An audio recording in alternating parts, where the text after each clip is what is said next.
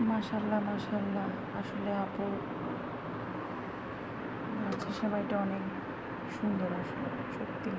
আর আমি একটু টেস্ট করেছিলাম, অনেক সুস্বাদু লাচ্ছা সেমাই।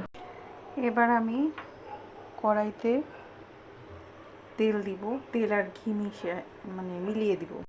তেলের সাথে ঘিটা অ্যাড করে দিচ্ছি আমি, একটু অল্প দিব, আর বাকিটা দিব আমি ঝুরা সেমাইয়ের উপরে। আমি আসলে আমার ভাষায় এটাকে ঝুরা সেমাই বলি, অনেকে জর্দা সেমাই বলে, অনেকে অনেক নাম থাকতে পারে। আমি এই যে গরম মশলা এগুলো দিয়ে দিচ্ছি, তেজপাতা, দারচিনি, এটার সাথে আমি এই যে পেস্তা বাদাম এগুলো একটু তেলে ভাজবো। এখানে আমি কাজু বাদাম আধা ভাঙা করে রেখেছি, আধা ভাঙা মানে একটু পুরোপুরি পুরানা।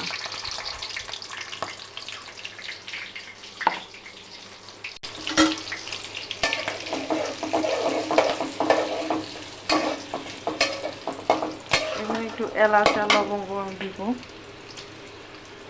এলাচ লবঙ্গর পরে আমি একটু কিশমিশ দিয়ে দিচ্ছি তেলে, এটা দিলে একটু ফুলে উঠবে।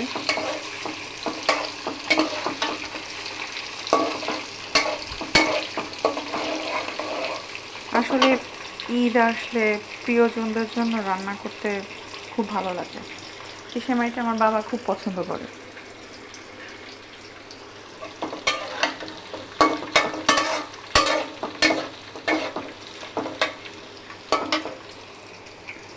স্পেশালি তার জন্য রান্না করা হয় সেমাইটা। এবার আমি সেমাইটা দিয়ে দিব।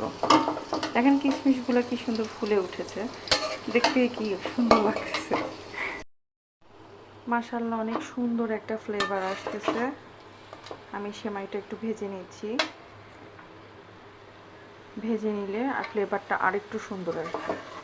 এখানে আমি কোনো দুধ অ্যাড করব না, এখানে শুধু আমি এরপরে যা দিব সেটা হচ্ছে শুধু চিনি চিনি চিনি আর সামান্য একটু হালকা একটা ছিটা পানি দিব, মানে পানিটা যাতে না থাকে, মানে সেমাইটা ঝরঝরে, যাতে একটা ভাপ হওয়ার জন্য, যাতে